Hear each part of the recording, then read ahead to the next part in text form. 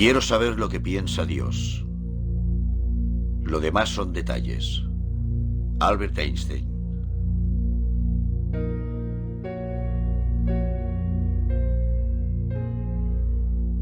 A todas las personas de la Tierra, la tripulación del Apolo 8 tiene un mensaje que desea enviarles. Al principio, Dios creó el cielo y la tierra. La tierra no tenía forma, estaba vacía. La oscuridad se cernía sobre las profundidades y el Espíritu de Dios se movía sobre las aguas. Cuando los humanos salieron por vez primera de la órbita de la Tierra, tenían en mente el concepto de Dios. A pesar de los progresos tecnológicos, la noción que les acompañaba tenía siglos de antigüedad. Para todos, no solo para aquellos astronautas en el espacio, era un viaje espiritual. Y Dios llamó al suelo firme tierra. Y Dios vio que era bueno. Cuando aquella noche miré al cielo, me hice las eternas preguntas.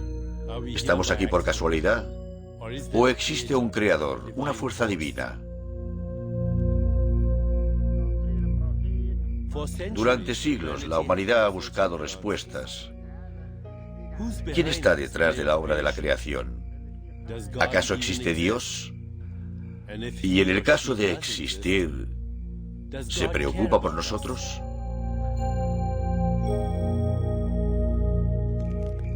Acompañadme en un viaje en el que exploraremos estas preguntas. Este es el viaje del alma hacia el misterio de los misterios, la magia y el milagro de la existencia. Acompañadme en un viaje hacia la mente de Dios.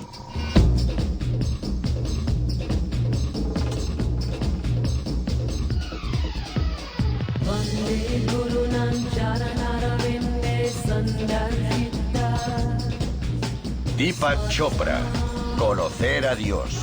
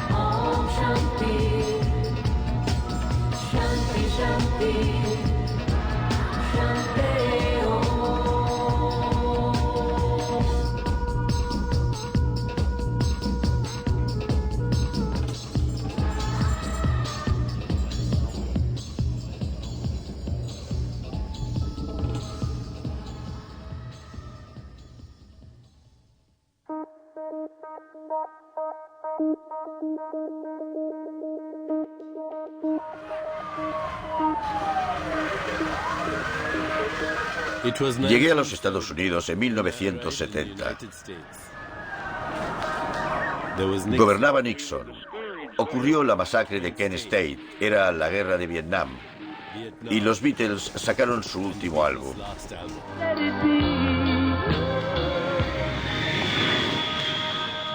El primer sitio al que fui fue Las Vegas.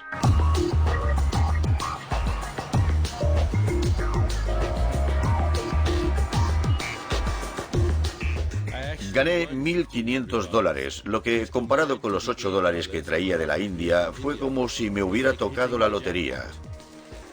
Me sentí eufórico.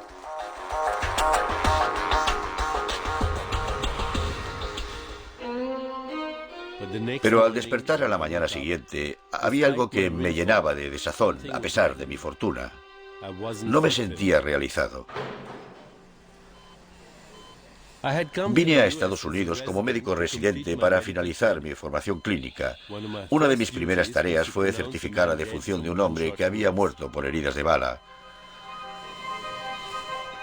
Al ver a aquel hombre que había estado vivo unos instantes antes, no pude evitar preguntarme qué le había sucedido a su alma. Millones de personas creen que nos encontraremos con Dios cara a cara después de morir.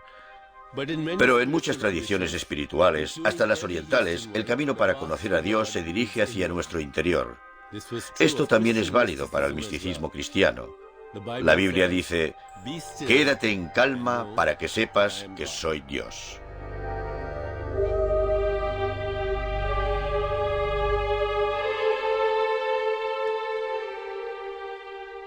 Si Dios existe, Él o ella permite que se produzcan toda clase de tragedias. ¿Por qué?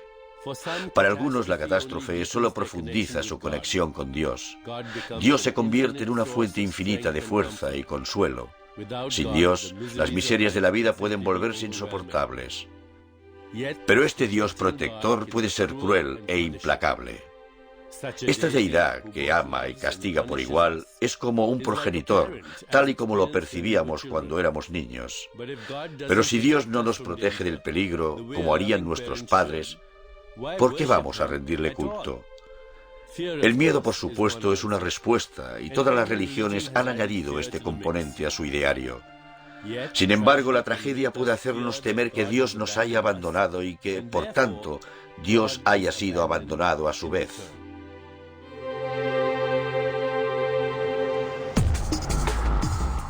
Las personas desean un Dios que encaje en sus vidas. Un Dios que satisfaga sus necesidades, disipe sus incertidumbres y haga algo por ellas. Quieren que Dios esté aquí y no en un lugar lejano. Pero, ¿y si Dios ya está entre nosotros y no nos damos cuenta? Dios ha logrado la proeza de ser venerado y de ser invisible al mismo tiempo. Millones de personas siguen rindiéndole culto como antaño. Procuran comportarse bien para complacer a Dios. Se resisten a creer que Dios es un fenómeno interior. Están convencidos de que está en el exterior, fuera del yo, sentado allí arriba, en el cielo.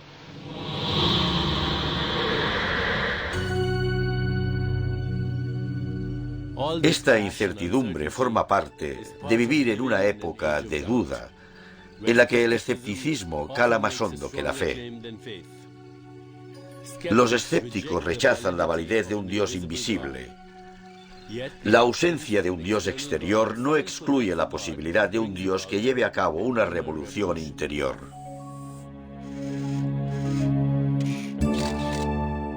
Digamos que es posible conectar con un Dios interior, incluso profundizar la relación y ser uno con Él. Cuando esto sucede, uno tiene la experiencia de Dios. Esta presencia interior también es la creadora del cosmos. Se le llama misticismo. Un ser humano corriente mira hacia su interior y misteriosamente encuentra lo que convierte el caos en estrellas, galaxias y nuestra propia existencia. Aquí la tecnología no nos sirve de ayuda. Dios no es un conjunto de datos. De hecho, el universo entero es tan solo un indicio de la existencia de Dios. La respuesta más legítima a la pregunta ¿existe Dios? Es ¿quién lo pregunta? El espectador se haya incluido en lo que ve. Si lo que contempla es bello, también lo es Dios. ¿Es esto la nebulosa hélice u otra cosa? ¿Mira mi ojo un ojo que me mira? En vez de ser Dios una fantasía que heredamos de nuestro pasado, los místicos dicen que el universo es una fantasía y solo Dios es real. Cuando uno conoce a Dios, puede superar el miedo a morir, reafirmar la existencia del alma y darle un significado absoluto a su vida.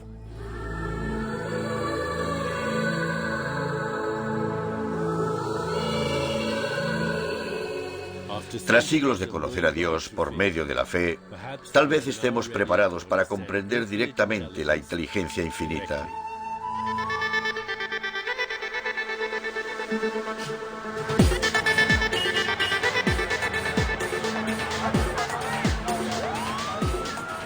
En nuestro mundo no pasa nada por pensar que a Dios no se le encuentra en ningún lado. Los escépticos pueden preguntarse, ¿por qué debería creer en un Dios que no cree en mí?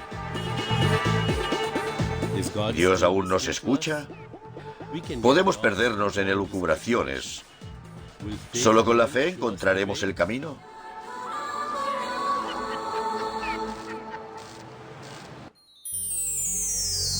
Las diferentes religiones varían en cuanto a la proximidad de Dios y sus sentimientos.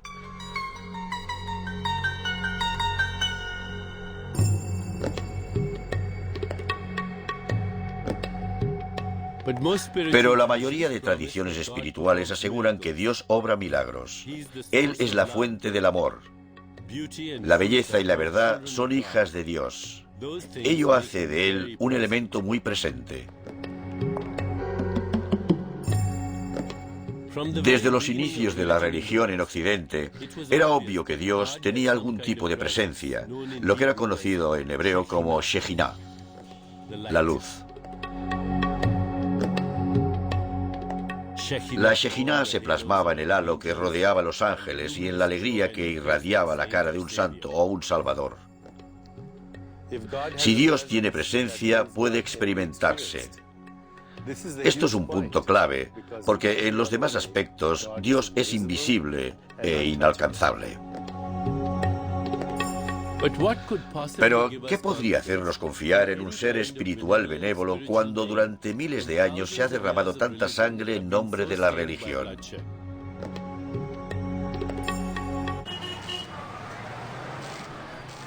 Necesitamos un modelo que se inspire en la religión, pero que no se vea supeditado a ella.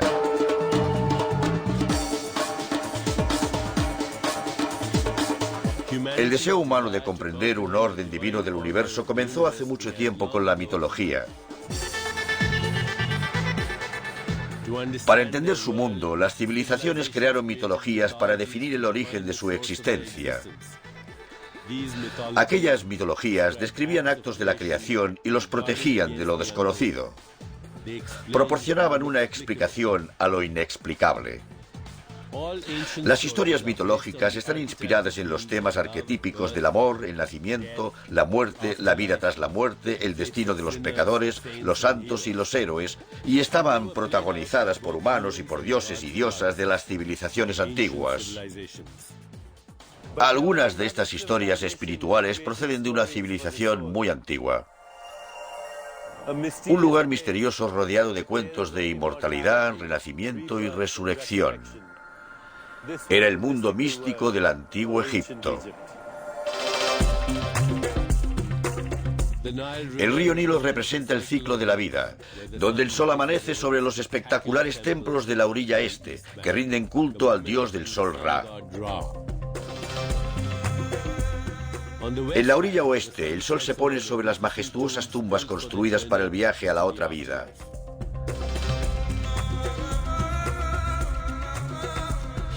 Aquí descubrí un mundo espiritual de seres legendarios. Una de las tres figuras más importantes de la mitología egipcia es Isis, la diosa que representa la fertilidad y la magia. Su marido Osiris fue asesinado y desmembrado en 14 pedazos que fueron esparcidos por todo Egipto. Los poderosos conjuros de Isis resucitaron a Osiris al reconstruir su cuerpo. Osiris se convirtió en el dios del submundo y el juez de las almas humanas tras la muerte. Un tercer dios es Horus, hijo de Isis y Osiris. A Horus se le representa mediante un dios halcón que gobernaba los cielos. Así, en los inicios de la historia, el enjuiciamiento, la resurrección y la reencarnación penetraron en el pensamiento occidental. En el antiguo Egipto, la vida tras la muerte parecía más real que la terrenal. Prepararse para aquella vida lo era todo. Los faraones estaban convencidos de que el alma que no cree en la muerte nunca muere. Hoy los psicólogos siguen observando esta necesidad de inmortalidad. Afirman que la utilizamos para protegernos del hecho ineludible de que un día moriremos. Todos conocemos las adicciones del dinero, el poder y la lujuria. Son necesidades que satisfacen al ego. ¿Cumple la búsqueda de la inmortalidad la misma función a un nivel más desesperado? La inmortalidad proporciona al ego una dosis eterna de autoestima y amor incondicional, por no hablar de la superación del miedo a la muerte. Pero si este era el sueño fundamental del ego, no ha funcionado, porque sobre él planea la certeza de que la vida tiene fin. Porque vivir en el mundo material hace innegable el hecho de morir.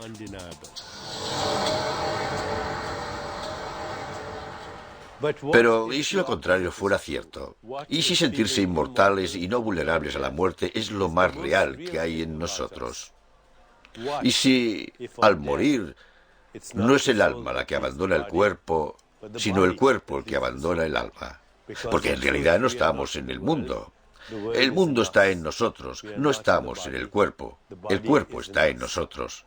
No estamos en la mente está en nosotros. Todo sucede en el alma, el único componente que es real. En silencio, pasando casi desapercibida, el alma está embarcada en un viaje por el mundo intangible de la eternidad, donde la muerte no existe. El alma es nuestra conexión con la inmortalidad. Según la religión en Egipto, cuando el alma humana abandonaba este mundo, se llevaba consigo todas sus pertenencias al otro mundo.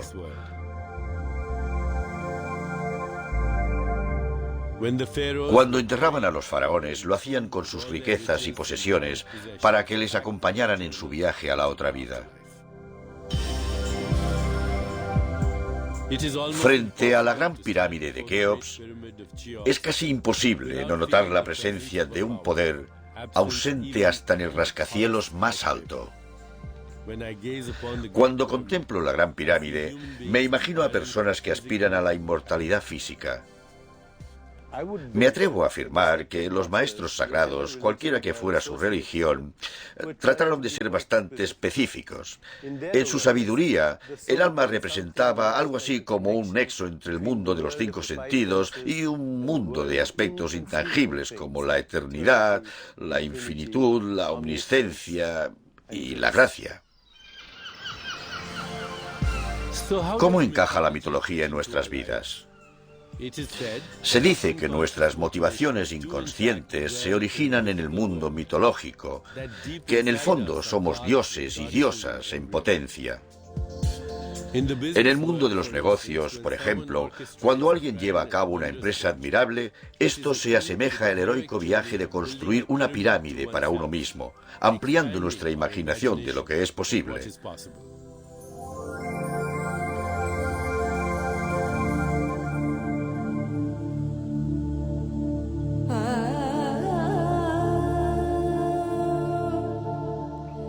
En la India, la mitología ilustra cómo Dios se manifiesta en todo lo humano, animal y mineral.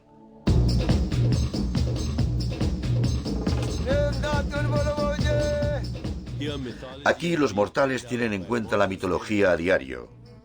Se rinde culto a los dioses y las diosas en las calles de los pueblos y las ciudades. Se les venera en taxis, motos y bicirrickshaws. Se les encuentra en todas partes por una razón sorprendente, porque encarnan distintos estados de la conciencia. Encarnan todos los estados del ser a los que aspiran los indios. Un dios es un yo disfrazado.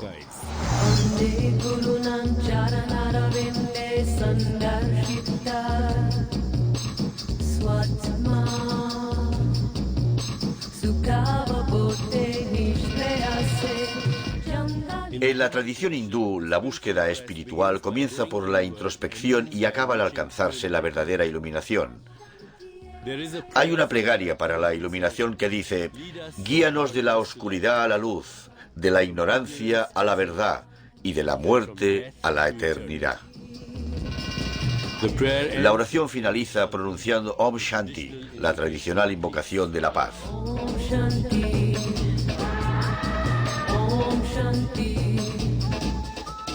Shanti, Shanti,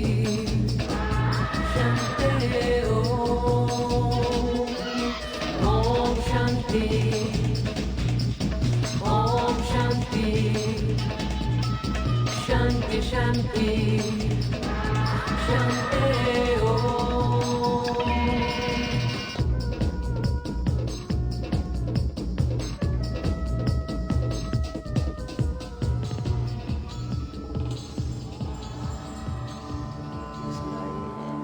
चारों क्रियाएं के साथ साथ मानो चारों गंभीर विचारों से।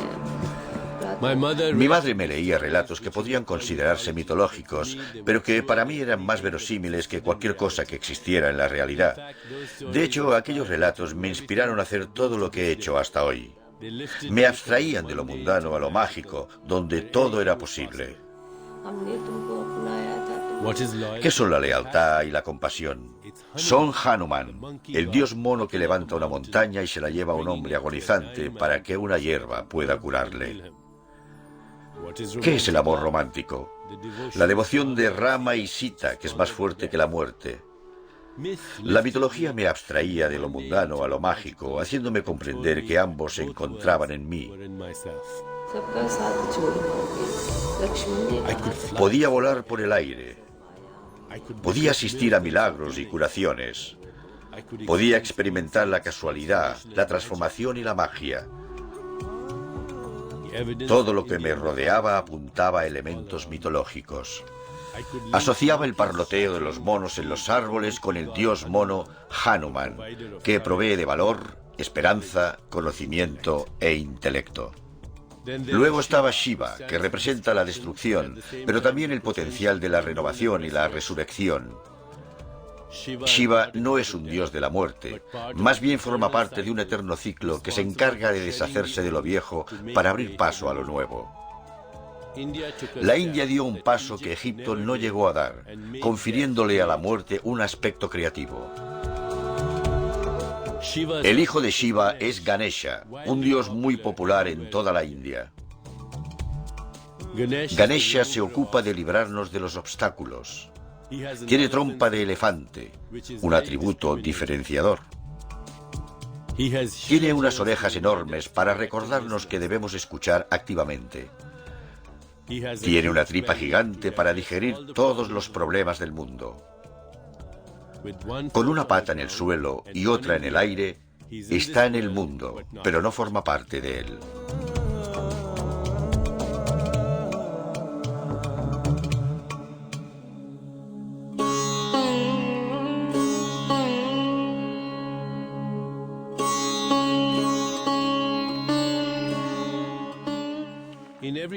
En todas las tradiciones hay una diosa madre. Isis en Egipto, por ejemplo, es la diosa madre. En la India el Ganges es conocido como Madre Ganga. Da vida y se ocupa de los muertos, arrastrando los cadáveres con la corriente. De este ciclo vital estaba hecha la materia prima de mi imaginación. Finalmente, los mitos pasaron a formar parte de mi espíritu, mi psique y mi alma, permitiéndome hacer cosas que jamás había soñado.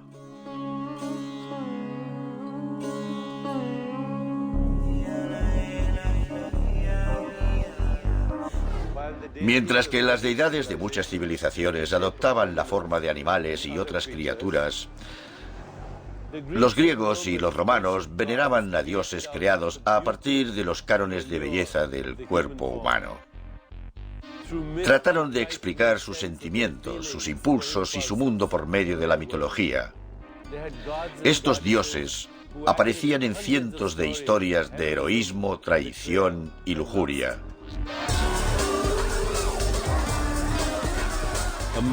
Entre ellos se encontraba Afrodita, la diosa del amor y el deseo sexual, Venus para los romanos. Su cometido era hacer el amor e inspirar a los demás a hacerlo. Mercurio, el mensajero de los dioses, Hermes para los griegos, era el dios de los juegos y los negocios. Marte era el dios romano de la guerra, propenso a la ira, la venganza y el afán de violencia. Y Zeus, el dios supremo de los griegos, el que detentaba la moral, recompensaba el bien y castigaba el mal, mientras se permitía a ambos a su capricho. Protagonizaban historias de amor, esperanza y miedo. Durante siglos, la mitología convertía lo sagrado en real, una fuente de poder supremo. Hoy, ¿qué vemos en su lugar? Una sociedad que socava sus mitos para construir una ciudad como Las Vegas. Si uno quiere encontrar un mito aquí, solo tiene que registrarse en un hotel casino. Para la mayoría, la mitología no responde a la pregunta fundamental: ¿quién es Dios? Lo normal de la vida moderna es dejar a un lado la mitología y creer que todo lo que sucede en la naturaleza es casual, caótico y aleatorio.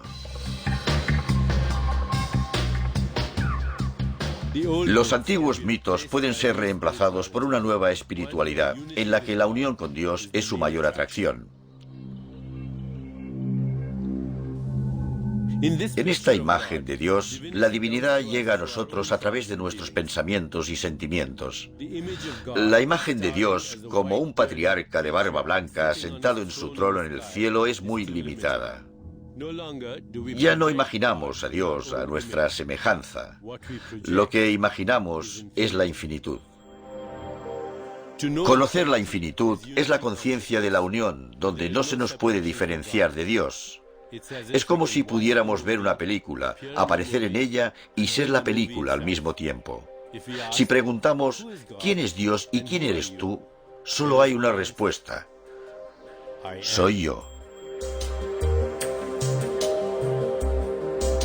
En la mitología, los lugares sagrados nos transmiten que somos criaturas maravillosas que deberíamos estar haciendo cosas maravillosas. Lo podemos ver en el Centro Espacial Kennedy, donde hay un cohete de dimensiones abrumadoras. Pero el cohete también es una idea, la idea de que descubriremos nuestros orígenes y nuestra familia cósmica.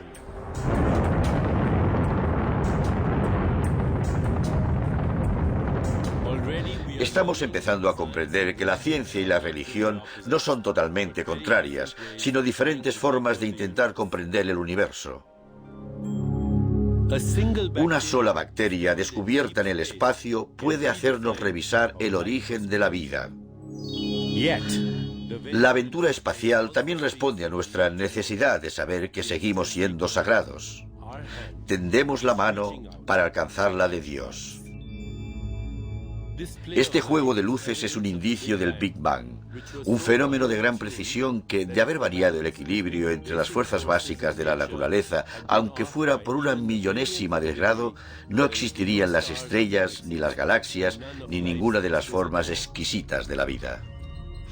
¿Cómo no podemos reconocer la inteligencia que hubo detrás de esa precisión? La nave Voyager sacó una fotografía de donde procedía al salir del sistema solar en un viaje que quizá dure más que la propia Tierra. Hoy hemos llegado al espacio exterior. Solo falta que alguien pueda escucharnos. Nada hay más fascinante que ver cómo los límites de la ciencia se difuminan en lo espiritual. Pero, ¿puede la ciencia satisfacer los requisitos de objetividad cuando se trata de Dios? Contemplar la creación ya demuestra la existencia de Dios. Para Albert Einstein podemos saber lo que piensa Dios estudiando el universo, no como una entidad, sino como un conjunto de leyes y principios. Einstein transformó el tiempo y el espacio en entidades fluidas, y una vez esto fue así, el tiempo podía ir hacia atrás, congelarse o desaparecer del todo. Si es así como piensa Dios, entonces todos los objetos del universo, estrellas, átomos, vosotros y yo, somos la manifestación de los pensamientos de Dios. Uno solo puede llegar a saber lo que piensa Dios si se convierte en Dios. Algunos científicos creen que estamos más cerca que nunca de la teoría del todo, o TDT, como la llaman los físicos. La TDT explicará el origen del universo y el fin de los tiempos. Para un materialista, es la teoría máxima con que la física podría explicar el misterio de la creación. Pero, ¿hay cabida para Dios en este todo? ¿O echarán al creador de su propia creación? Antes del Big Bang no había nada que pudiéramos percibir, pero ahí residía el potencial de todo. Según los sabios védicos, no se daba ni la existencia ni la no existencia, puesto que estos términos solo se aplican a entidades que tienen un principio, una parte central y un fin. Los físicos suelen referirse a este estado como una singularidad. El espacio, el tiempo y el universo material entero se reducían a un punto.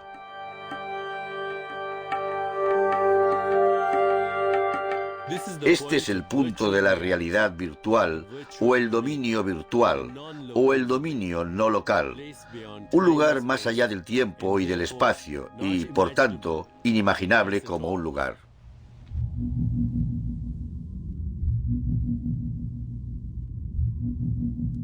Al principio existía la palabra. Antes de que existieran el tiempo y el espacio, había una débil vibración fuera del cosmos. Y la palabra era Dios. Esta vibración lo contenía todo. Todos los universos, todos los sucesos, todo el tiempo y el espacio. Al principio existía la palabra. Y la palabra era Dios.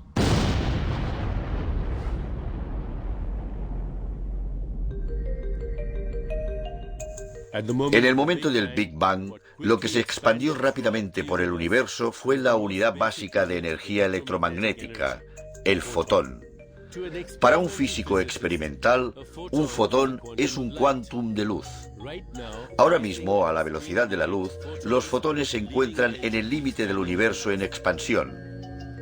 Cuando queremos conocer a Dios, nos encontramos con el mismo problema que cuando queremos saber qué hay fuera del universo.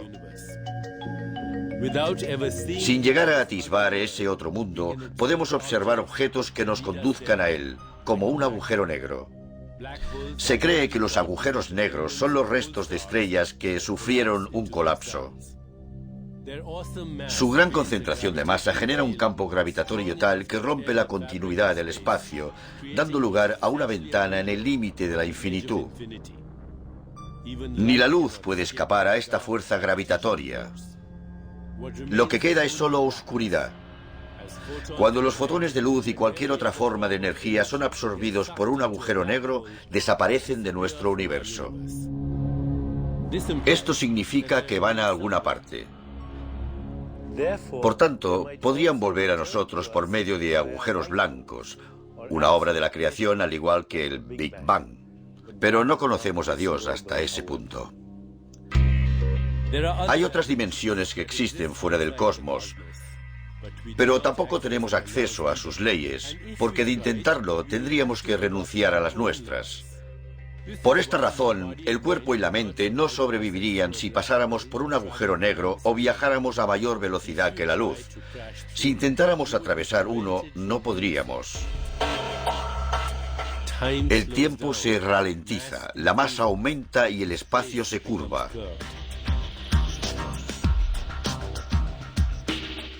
Esta frontera es lo que los físicos llaman horizonte de sucesos, una línea que divide la realidad en dos. A este lado, la información y la energía pueden viajar como máximo a la velocidad de la luz, unos 300.000 kilómetros por segundo. Al otro lado, el espacio, el tiempo, la energía, la información y la materia pasan a ser un ente inseparable. Todo se correlaciona y se conecta instantáneamente con todo lo demás. ¿Qué hay detrás del horizonte de sucesos? ¿Podría ser un nuevo universo habitado por vida inteligente o podría ser un caos atestado de dimensiones? Es una frontera de incertidumbre. Una línea que divide la realidad entre lo conocido y lo desconocido.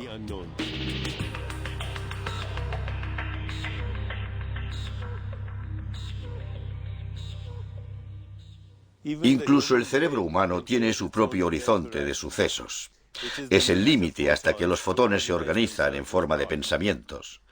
Debemos cruzar al otro lado para encontrar a Dios.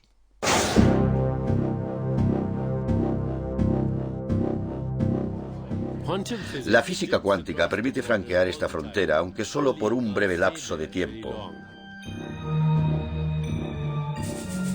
Cuando un acelerador de partículas bombardea dos átomos, haciendo que una partícula subatómica salte de su lugar durante unas millonésimas de segundo, Se ha cruzado el horizonte de sucesos.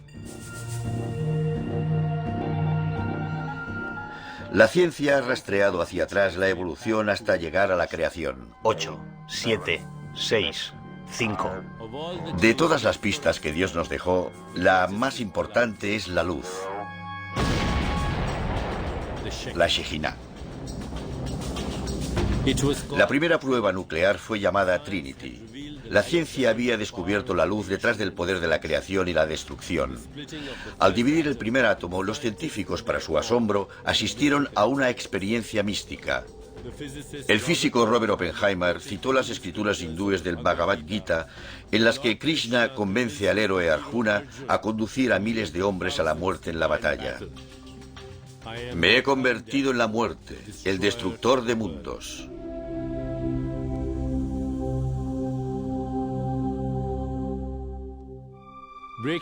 Atravesar la barrera de la materialidad era irreversible.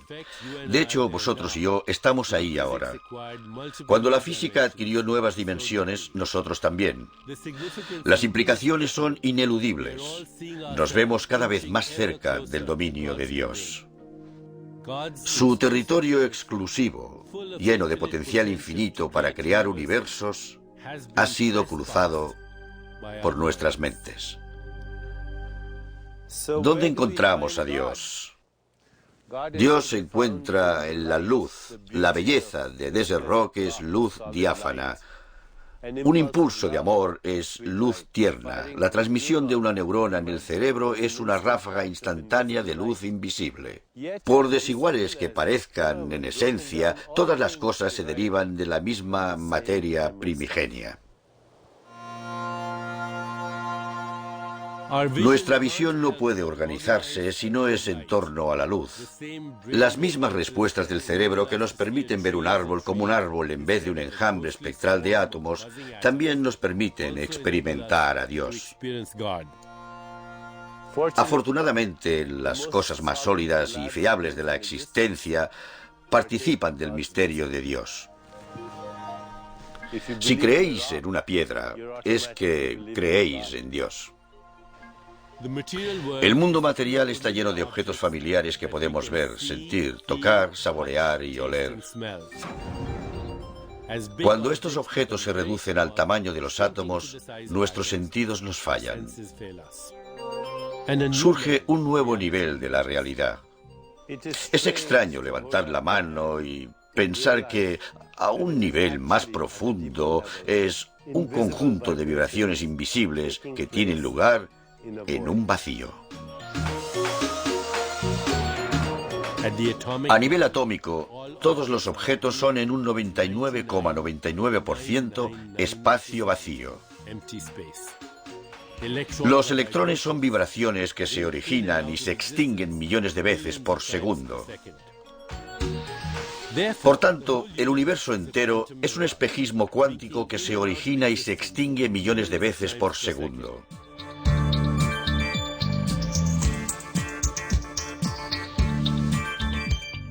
Los flashes cuánticos van tan rápido que no podemos observarlos, por lo que el cerebro utiliza una artimaña y ve objetos sólidos que son continuos en el tiempo y el espacio. El espectáculo de luces cuánticas abarca nuestro cuerpo, nuestros pensamientos y deseos y los sucesos en los que participamos. En otras palabras, somos creados una y otra vez de forma continuada. El Génesis no tuvo lugar solo una vez. El Génesis se da ahora.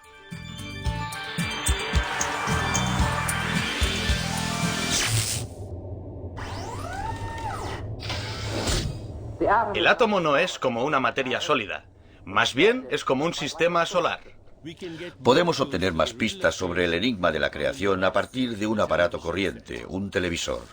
Cuando me levanto de la silla y cruzo la habitación, parece que mi cuerpo se desplace.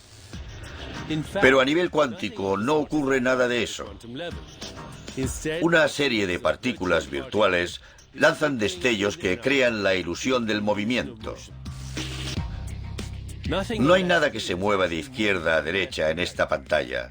Lo único que tiene lugar son los destellos de las partículas de fósforo rojas, verdes y azules en la superficie de un tubo de rayos catódicos. Del mismo modo, una bola de golf lanzada al green no se mueve. También se origina y se extingue a una velocidad increíble en diferentes ubicaciones. La partícula A va al vacío y cuando vuelve, la partícula B, una nueva creación, está una fracción minúscula más cerca de la meta. Pero aquí aún hay más misterio. Cuando la bola desaparece por un nanosegundo para reaparecer un poco más a la izquierda o a la derecha, ¿por qué no se ha desintegrado? Al fin y al cabo, ha estado ausente durante un lapso de tiempo y no hay ninguna razón para que no desaparecieran su forma, tamaño y color. La física cuántica puede hasta calcular las posibilidades de que la bola no caiga en el hoyo. ¿Quién es capaz de retirar el universo y devolverlo en una fracción de segundo? Todo lo que experimentamos como realidad material nace en un dominio invisible más allá del espacio y el tiempo. Es muy difícil asumir que nuestro origen, nuestra procedencia, no es de este mundo. Aquí estoy con todas mis características. Las personas me ven y me oyen, creen en mi existencia, pero mi existencia es casi inexistente. A nivel cuántico no existen sonidos, imágenes, texturas, colores ni nada reconocible. El alma es el punto de unión entre mi yo virtual y mi yo físico. Es la inteligencia organizadora la que me mantiene intacto. Es una hazaña excepcional, ya que los átomos de mi cuerpo son un mero espacio vacío recorrido por ráfagas de energía en millonésimas de segundo.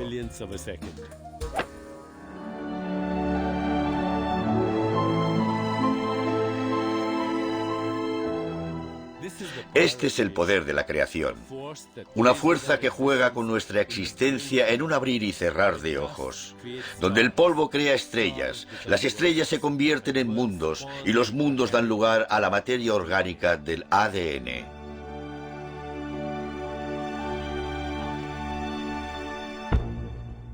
El ADN está compuesto por glúcidos sencillos y aminoácidos.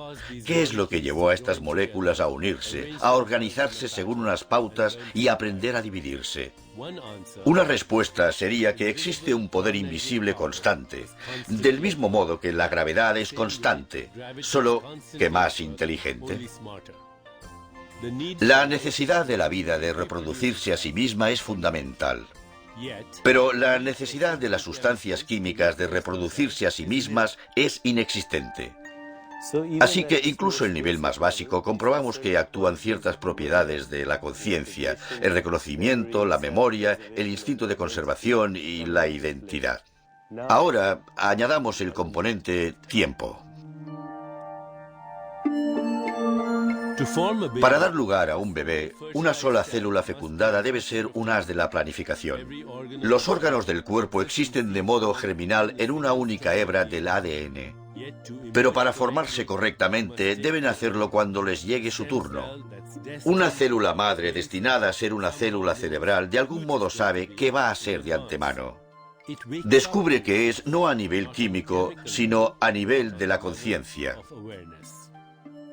El ADN es materia. Para que un niño pierda sus dientes de leche y los sustituya por los definitivos, el ADN debe saber mucho del paso del tiempo. Cuando estábamos en el útero de la madre, ya sabía lo que nos pasaría. Todas las civilizaciones evolucionan continuamente. Hasta la muerte podría estar codificada en las células embrionarias. Una tribu de miembros jóvenes y con hijos sería capaz de luchar y recolectar comida mejor que una lastrada por individuos mayores. ¡Madre mía! ¿A dónde irán a parar estos jóvenes? ¿Fijó el ADN la edad de 70 años como modo razonable de mantener viable la raza humana?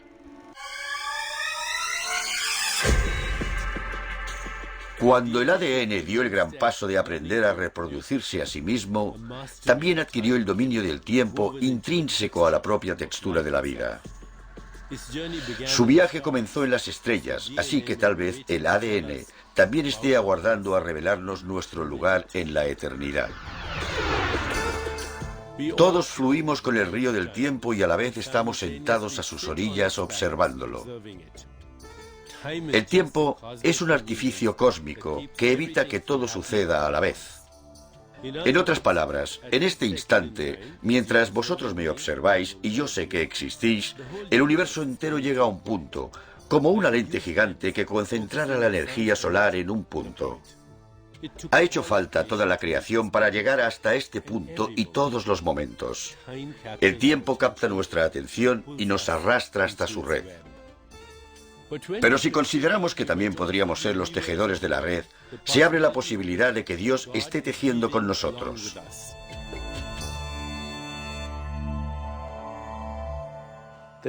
La planificación del ADN es uno de los secretos de la evolución de la mente humana. La mente interpreta el mundo y lo dota de significado. Si tengo una imagen mental de una puesta de sol, ¿me la ha proporcionado el cerebro? A nivel cuántico, el cerebro, una masa oscura y semifluida de agua y proteínas, moldea fotones virtuales en forma de patrones. No hay una imagen de una puesta de sol en esa oscuridad. Hace falta la mente para interpretar patrones químicos y eléctricos como la realidad. Nuestra búsqueda de Dios es un ejercicio mental.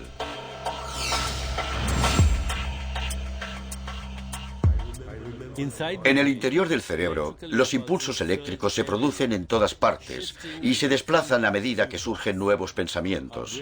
Nuestro cerebro es como una centralita telefónica que recibe 1000 llamadas cada segundo. Producir un pensamiento es más complejo que distinguir un mensaje entre todas las llamadas que se realizan en el mundo. En medio de este torbellino de sustancias químicas y electrones, ¿dónde está la mente? Los neurólogos no la han encontrado, ni siquiera algo tan corriente como un recuerdo. Sabemos que el cerebro tiene algo que ver con los recuerdos, pero ¿dónde están esos recuerdos antes de que los experimentemos en la conciencia? ¿Están almacenados en el cerebro? Suponemos que sí, pero nadie sabe cómo. Nadie duda de que el cerebro consuma energía, pero así como extraemos energía de los átomos de los alimentos para transformarla en pensamientos, esta no se canaliza hacia la memoria. No hace falta alimento para almacenar la imagen de donde estábamos el día de nuestro cumpleaños hace 10 años. Tampoco parece que se necesite energía para activar un recuerdo. Cuando uno recuerda una fiesta de cumpleaños, se desplaza del presente a imágenes del pasado solo por el poder de la intención. Es un teletransporte a nivel mental. En el ojo de la mente veo una escena de mi infancia. Me veo absorbido por ella, por los sonidos, las imágenes y los aromas. Pero para la mente no hay gran diferencia entre experimentar un recuerdo y vivir el suceso. ¿En qué parte del cerebro podemos encontrar la creatividad, el conocimiento, la toma de decisiones, la inspiración, la intuición, la comprensión, la imaginación o el espíritu? El cerebro no puede crear las cualidades que nos hacen más humanos. Recordad que una neurona está compuesta por moléculas que no son sólidas, sino que son patrones de energía invisible con la apariencia de partículas. Si profundizamos aún más, estos patrones desaparecen, la energía se desvanece en forma de vibraciones espectrales hasta desembocar en la nada. ¿Puede almacenarse la memoria en la nada? La respuesta es sí. Y la nada, el vacío entre la materia, es el mejor lugar para tal fin, ya que este mismo vacío es el que crea todos los patrones y el orden en el cosmos. Afortunadamente para nuestros cerebros, son receptores increíblemente sensibles de la información procedente del vacío cuántico. El cerebro proporciona algo más que cordura y un sentido a las cosas, nos proporciona todo un mundo. Presidiendo este mundo que hemos creado, hay un Dios que lo abarca todo. La mente no se halla delimitada por el tiempo y el espacio. Cada punto del vacío contiene el todo. El espacio sináptico entre dos terminaciones nerviosas en el cerebro encierran el potencial de toda la experiencia. Como dijera un neurólogo visionario, Dios está en la sinapsis. Sin la mente humana, solo habría una sopa cuántica, millones de impresiones sensoriales aleatorias. La genialidad creativa produce obras maestras al abrir la mente a regiones de la conciencia desconocidas en la vida cotidiana. Mozart compuso una sinfonía a los 9 años y su primera ópera a los 12. Un prodigio no sale de la nada. Se forma a partir de una inteligencia invisible que ha acelerado el proceso de aprendizaje más rápido de lo normal. Si quienes somos es un regalo de Dios, en lo que nos convirtamos es nuestro regalo a Dios. La genialidad es una ventana a infinitas posibilidades. Todos partimos del mismo potencial para ser genios. La capacidad creativa de la mente transforma una cacofonía sin ton ni son en una elegante melodía orquestada. Si la mente de Dios es la genialidad llevada al infinito, entonces percibe un orden total en todos los sucesos. El caos es solo una ilusión. Es lo que vemos cuando no vemos más allá de nuestro alrededor. Cuando desaparece la ilusión del tiempo, es posible ver más allá del presente. Algunos hasta experimentan la clarividencia, la capacidad de ver el futuro.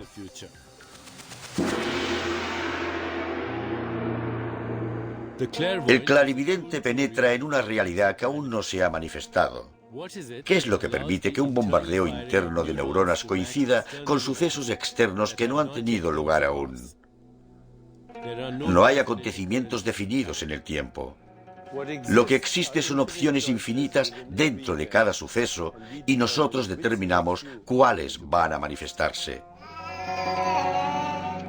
En la visión del clarividente, el futuro tiene dos ubicaciones, aquí y más adelante.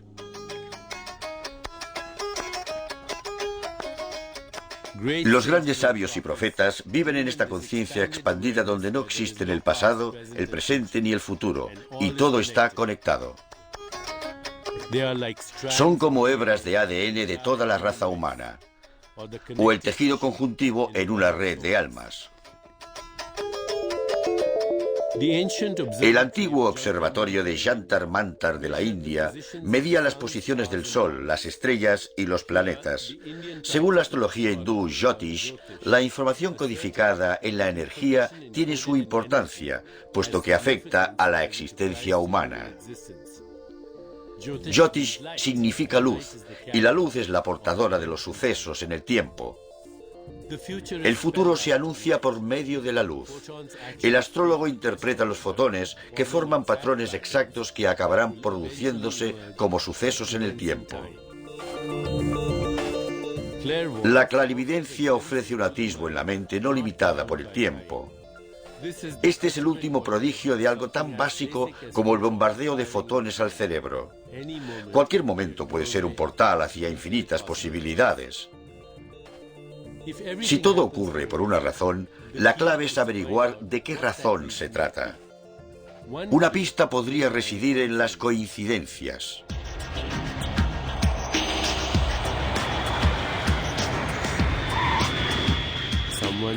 Alguien decide en el último momento no embarcar en un avión que más tarde se estrella.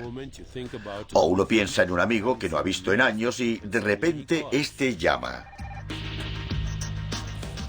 A estas coincidencias significativas se las suele denominar sincronicidades. Cuando el tiempo se rige según un destino, parece que detrás de ello haya una mano invisible. Preguntádselo si no a dos desconocidos que se enamoran a primera vista. Yo mismo he experimentado a menudo estas sincronicidades. Un pasajero sentado a mi lado puede ser la voz que necesito oír para solucionar un problema, o la pieza que falta en un rompecabezas que hay que resolver. ¿Está Dios aquí? No hay que ir fuera de uno mismo para encontrar a Dios. Dios está en todas partes, hasta dentro de uno mismo.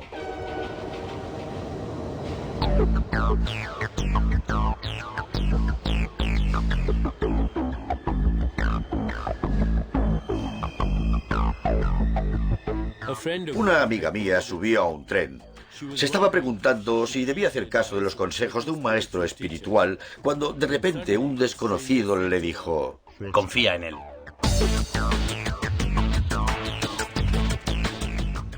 Creo que las coincidencias son mensajes de lo no manifiesto, interrupciones repentinas de la vida superficial por un nivel más profundo. En el plano científico, no obstante, sospecho que nunca se producen coincidencias.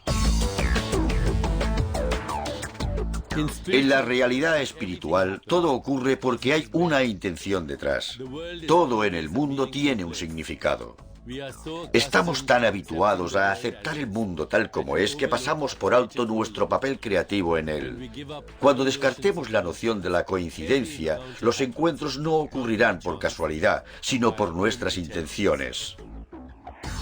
No podemos seguirle la pista a todos, ya que se hallan dispersos en el espacio y el tiempo. Podemos decidir sentirnos conectados y ver cómo los sucesos siguen un patrón. Podemos intentar que todo vaya como debería ir y dejarle en los detalles a Dios. La clave es ceder y observar hasta qué punto el mundo es capaz de organizarse solo. A veces Dios recurre a un milagro. A veces Dios hace que cojamos un avión. Todo es posible.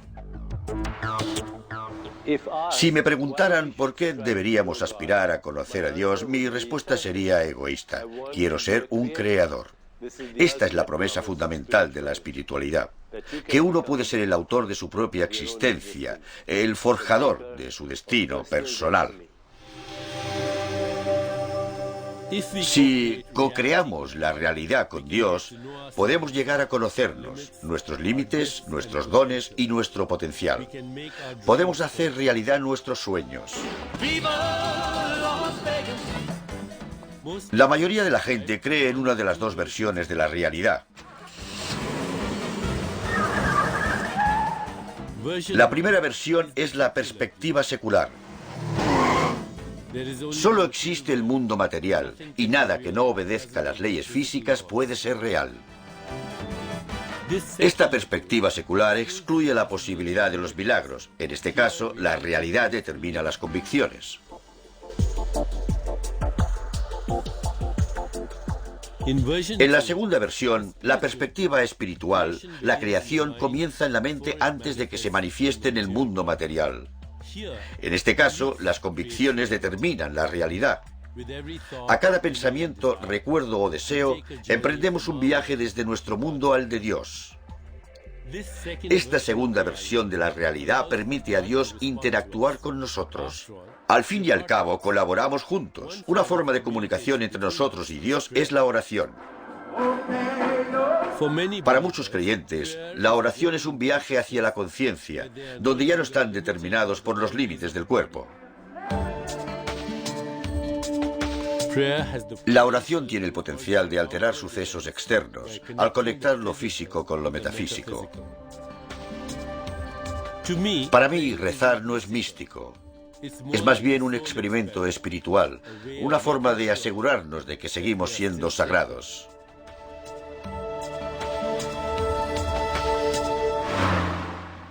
Si hay dos versiones de la realidad, ¿por qué deberíamos descartar una? A la creación le trae sin cuidado el prisma con que la miremos. La inteligencia infinita no se va a dejar intimidar por algo tan nimio como la incredulidad. La visión secular y la espiritual son una misma. Conectar con Dios y tener un Cadillac rosa no son incompatibles.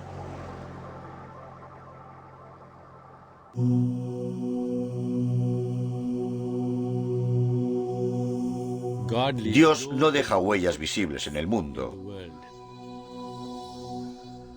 Pero si uno retira las capas de materialidad y se mira, ¿qué ve? El hecho de que pueda ser el rey no describe al verdadero yo. Es solo un papel que interpreta en ese momento. Debajo, uno es un intérprete de papeles eterno y atemporal. Si esto es el alma, la pregunta ¿quién soy yo? Adquiere una nueva dimensión. Cuando accedemos al alma, que es lo mismo que llevar a cabo una profunda introspección, somos capaces de escuchar en silencio a los mensajes sutiles de la sabiduría y la orientación. Cuando nuestra mente se une a la de Dios, nos damos cuenta de que Dios está en todas las cosas, de que somos eternos. Desde la perspectiva humana, es un viaje infinito que nos lleva a habitar finalmente el mundo de Dios como el nuestro propio. Pero desde la perspectiva de Dios, nunca se ha llegado a producir la separación. Todas las mentes están unidas a la de Dios desde siempre.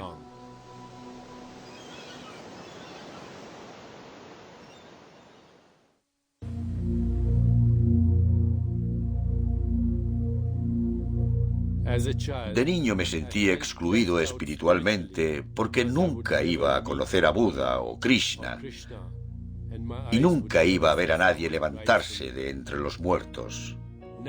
Ahora me doy cuenta de que no es el milagro el que da lugar al creyente, sino el creyente el que da lugar a los milagros.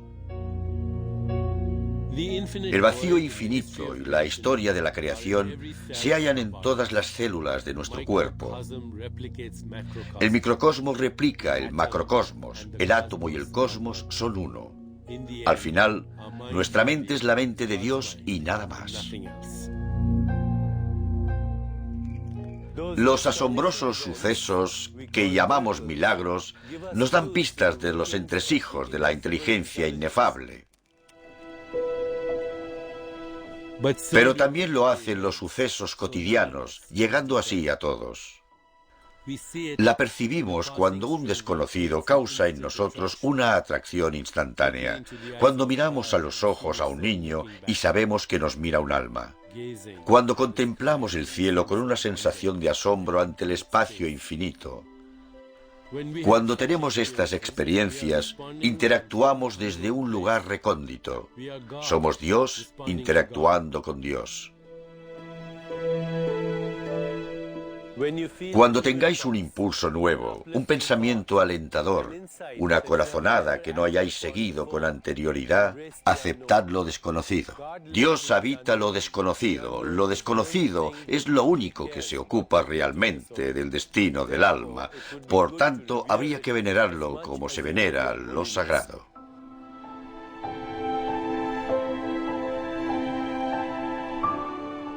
Hacia 1890, el jefe Pie de Cuervo, un indio pies negros, agonizaba.